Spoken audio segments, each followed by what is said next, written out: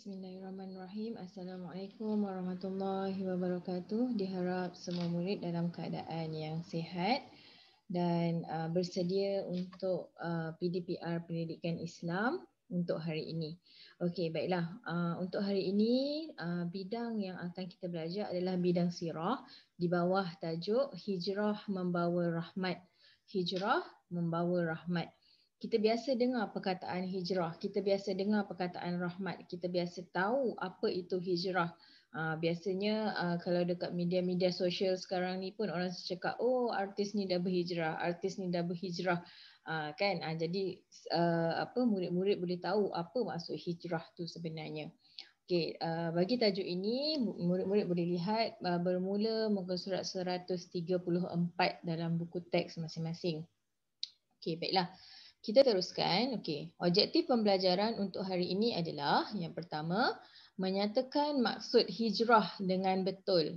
Apa itu hijrah?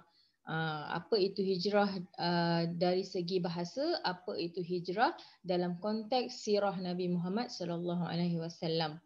Seterusnya, yang kedua adalah menerangkan sebab yang mendorong hijrah ke Madinah. Kenapa Nabi Muhammad ni dah elok-elok duduk dekat Mekah, kenapa Nabi Muhammad nak berhijrah ke Madinah pula?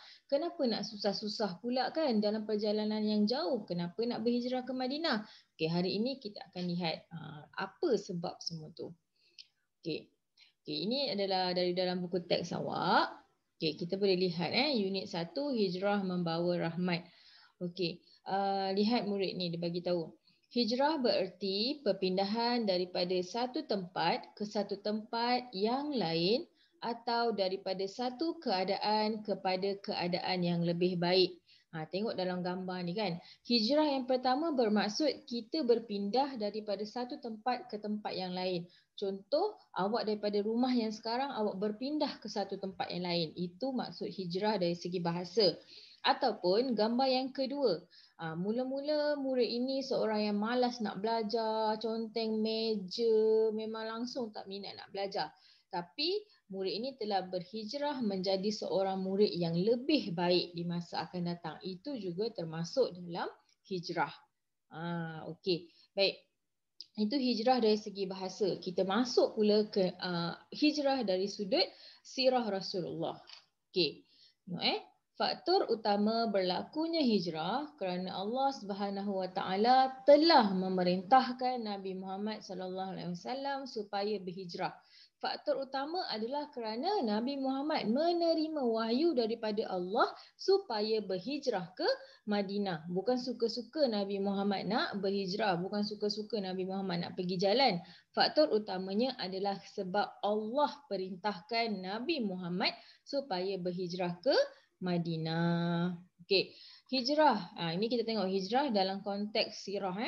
Hijrah bermaksud perpindahan Nabi Muhammad sallallahu alaihi wasallam dan umat Islam dari Mekah ke Madinah. Kita semua tahu Nabi Muhammad ni lahirnya di Mekah, membesarnya di Mekah.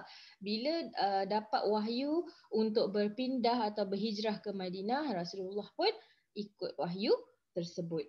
Okey, kita lihat. Apakah hikmah di sebalik peristiwa hijrah ini? Apa kebaikan? Apa kebaikan yang Nabi Muhammad perolehi? Apa kebaikan kepada umat Islam daripada peristiwa hijrah ini? Okey, tengok. Yang pertama, agama Islam semakin berkembang di bumi Mekah. Semakin banyak orang memeluk Islam kerana tertarik dengan keindahan ajaran Islam. Dekat Mekah pada ketika itu dah ramai dah. Dah ramai orang yang mengikut Nabi Muhammad.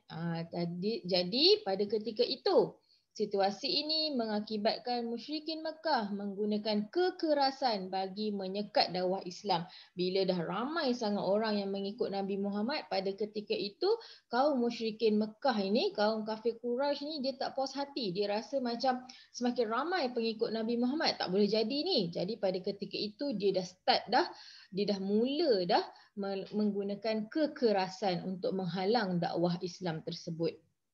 Okey, seterusnya, umat Islam menerima ancaman dan seksaan sehingga ada dalam kalangan mereka dibunuh dengan kejamnya.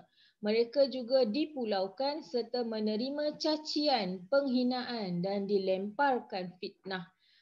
Berkenaan dengan pemulauan ni, Nabi Muhammad dan keluarganya sendiri pernah dipulaukan. Maksud dipulaukan ni adalah langsung tidak diberikan hak dalam Mekah tersebut. Maksudnya dia tidak boleh berjual beli, tidak boleh menerima bantuan perubatan dan sebagainya. Dipulaukan ni maksudnya terpaksa hidup sendiri tanpa sesiapa lah.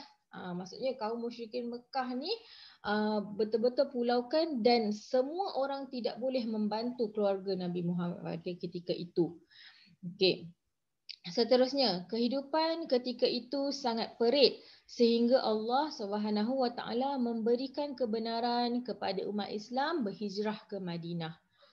Kan Allah itu maha mengetahui, Allah nampak apa yang berlaku di Mekah, jadi Allah mengizinkan Nabi Muhammad untuk berhijrah ke Madinah.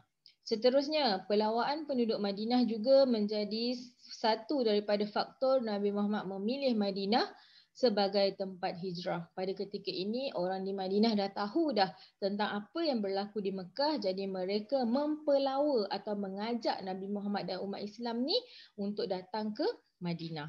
Okey, seterusnya, para sahabat berhijrah ke Madinah secara berperingkat dan secara rahsia agar tidak diketahui oleh musyrikin Mekah. Tak bolehlah nak bagi tahu dekat orang ramai kan. Nanti kan tak jadi dah berhijrah, dah kena bunuh pula kan. Okey, seterusnya. Okey, kita lihat muka surat seterusnya. Peristiwa hijrah Nabi Muhammad ke Madinah. Ni peristiwa dia lah, macam mana perjalanan Nabi Muhammad daripada Mekah ke Madinah. Bukan mudah ya perjalanan dia, pelbagai dugaan yang ada pada ketika itu. Okay, seterusnya kita lihat Nabi Muhammad SAW berhijrah setelah mendapat perintah Allah melalui malaikat Jibril. Baginda pergi menemui Abu Bakar radhiyallahu anhu. Perancangan rapi serta tersusun diatur bersama-sama. Bukan terus je Nabi Muhammad pergi. Nabi Muhammad merancang dahulu dengan Saidina Abu Bakar yang merupakan sahabat kepada Nabi Muhammad. Okay, individu yang terlibat dalam peristiwa ini adalah Abdullah bin Uraikid. Apa tugasan dia? Diupah menjadi penunjuk jalan. Jalan yang dipilih untuk ke Madinah ialah jalan yang jauh dan mencabar yang jarang dilalui oleh kebanyakan orang. Kalau jalan yang dah biasa Nabi Muhammad lalu, nanti orang dah tahu. Jadi Nabi Muhammad menggunakan jalan yang jauh dan jarang orang guna. Jadi memang jalan tersebut mungkin bersemak samun, mungkin banyak haiwan buas dan sebagainya kan. Okey, tujuannya adalah mengaburi pihak musuh dan mengelak daripada dijejaki mereka. Supaya orang musyrikin pada ketika itu tak tahu dan tak jumpalah mereka dalam perjalanan tu. Okay, seterusnya yang terlibat adalah Abdullah bin Abi Bakar, ditugaskan memberikan maklumat berkaitan dengan pergerakan musuh kepada Nabi Muhammad SAW ketika baginda di Gua Thur. Nabi Muhammad pada ketika itu ada berehat di Gua Thur. Jadi Abdullah bin Abi Bakar ini menyampaikan maklumat kepada Nabi Muhammad tentang pergerakan musuh. Siapa musuh tu? Adalah musyrikin Mekah. Okay, seterusnya, tujuannya mengetahui pergerakan musuh dari masa ke semasa. Okay, seterusnya, Asma bin Abi Bakar ditugaskan menghantar makanan. Asma ini adalah anak kepada Abu Bakar ni tadilah. Jadi Asma ini ditugaskan untuk menghantar makanan kepada ayah dan Nabi Muhammad ketika mereka berlindung di Gua Thur. Okey, tujuannya memastikan bekalan makanan mencukupi. Seterusnya adalah Amir bin Fuhairah ditugaskan menutup jejak Abdullah dan Asma dengan menggunakan kambing gembalanya dan membekalkan susu. Maksudnya kan mereka ni duduk di padang pasir. Jadi bila ada jejak langkah kaki tu, jadi orang boleh lihat ni ada orang lalu sini ni. Jadi apa yang Amir bin Fuhairah buat? Dia ramai bawa kambing dia banyak-banyak tu, lalu dekat situ, jadi tak nampaklah jejak kaki Asma dan Abdullah tu tadi. Okay, tujuannya mengelak dijejaki musuh, memastikan bekalan minuman mencukupi. Okey, seterusnya Nabi Muhammad SAW meminta Ali bin Abi Thalib tidur di katil baginda dan menggunakan burdah baginda. Pada ketika ini Ali bin Abi Thalib ni sangat berani. Pada malam peristiwa hijrah tu, Ali bin Abi Thalib telah menggantikan Nabi Muhammad di tempat tidurnya. Sedangkan Ali bin Abi Thalib ni dah tahu orang kafir Quraisy ni dan orang musyrikin ni nak membunuh Nabi Muhammad pada ketika itu. Okey. Tujuannya untuk mengelirukan musuh yang hendak membunuh baginda. Dengan izin Allah SWT, baginda dapat melepaskan diri daripada kepungan tersebut. Setelah itu, baginda dan Abu Bakar bertolak ke Gua Thur yang terletak di selatan Mekah. Tindakan ini diambil bagi mengelirukan pihak musuh. Peristiwa ini berlaku pada 27 Safar tahun ke-14 kenabian. Maksudnya dah 14 tahun Nabi Muhammad ini menerima wahyu pertama dan diiktiraf sebagai Nabi. Okey, seterusnya. Ni orang kafir Quraisy dia cakap, sesiapa yang berjaya menangkap Muhammad akan dihadiahkan 100 ekor unta. Sampai macam tu sekali kan. Nak bagi orang tangkap Nabi Muhammad tu. Ada reward ataupun ada hadiah siapa yang dapat tangkap Nabi Muhammad itu. Kaum musyrikin terus mencari Nabi Muhammad SAW di Mekah dan di luar kota Mekah. Hadiah lumayan ditawarkan jika berjaya menangkap baginda. Okey. Seterusnya, Nabi Muhammad SAW dan Abu Bakar radhiyallahu anhu meneruskan perjalanan ke Madinah setelah 3 malam bersembunyi di Gua Thur.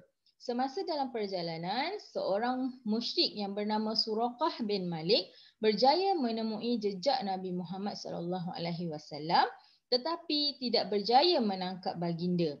Baginda dan Abu Bakar SAW meneruskan perjalanan hijrah. Jadi selamatlah Nabi Muhammad SAW dan Abu Bakar radhiyallahu anhu ni dan mereka meneruskan perjalanan ke Madinah. Okey, seterusnya. Okey, ini Nabi dah tiba dah. Nabi dah sampai dekat Quba dan Madinah ni. Okay, setelah melalui perjalanan yang panjang dan mencabar, akhirnya Nabi Muhammad SAW dan Abu Bakar radhiyallahu anhu tiba di Quba. Di Quba, baginda membina masjid pertama dalam sejarah Islam. Masjid ini dinamakan Masjid Quba, sempena dengan nama tempat tersebut. Pada 12 Rabiul Awal, tahun ke-14 kenabian, Nabi Muhammad SAW dan Abu Bakar tiba di Madinah. 12 Rabiul Awal ni tarikh lahir Nabi Muhammad. Ketibaan Nabi Muhammad SAW disambut dengan penuh kegembiraan oleh para sahabat dan penduduk Madinah. Semasa di Madinah, baginda telah mempersaudarakan kaum Muhajirin dan Ansar serta membina masjid. Kini, masjid ini dikenali sebagai Masjid Nabawi. Negara Madinah menjadi aman dan makmur di bawah pemerintahan Nabi Muhammad SAW. Okey, kita lihat kenapa pentingnya peristiwa hijrah ni. Peristiwa hijrah ni penting sebab umat Islam hidup bersatu padu dan bebas mengamalkan ajaran Islam. Di Madinah tak ada halangan pun untuk menyebarkan agama Islam. Seterusnya, rakyat Madinah berbilang bangsa dan agama hidup aman damai. Dekat Madinah dia tak macam dekat Mekah. Dekat Mekah ni asyik nak membunuh orang aja kan. Dekat Madinah tidak. Dekat Madinah ini kehidupannya aman damai. Dakwah dapat disebarkan secara meluas. Maksudnya dekat Mekah dah ada orang Islam, di Madinah juga ada orang Islam. Seterusnya, negara Madinah menjadi maju dan digeruni musuh. Okey, seterusnya membuktikan kebijaksanaan Nabi Muhammad SAW mengatur strategi berdakwah. Kalau Nabi Muhammad tak berbincang, tak atur strategi, Nabi Muhammad pun tak sampai ke Madinah. Jadi Islam itu tidak dapat disebar luaskan. Okey, diharap semua murid-murid dapat faham dan boleh tonton semula video ini untuk ingat kembali apa yang dipelajari, juga boleh rujuk dalam buku teks masing-masing. Terima kasih dan semoga bermanfaat. Assalamualaikum.